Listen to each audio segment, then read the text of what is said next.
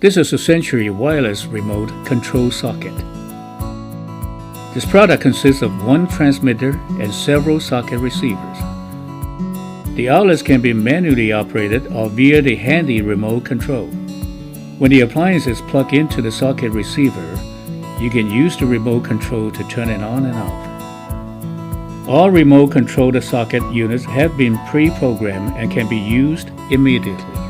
To reprogram the transmitter, while the remote control socket is plugged in, press and hold the learning button for 5 seconds till the LED light flashes. Release the learning button and press the preferred on or off button of the remote control. Programming is now successful when the LED stops flashing. This wireless transmitter can be used for television, table lamps, kitchen appliances, iron, heater, Christmas tree lightings, electric fan, and many other usage. Please remember your appliances must be on in order for the wireless transmitter to work properly. For detailed information, please refer to the enclosed instructions.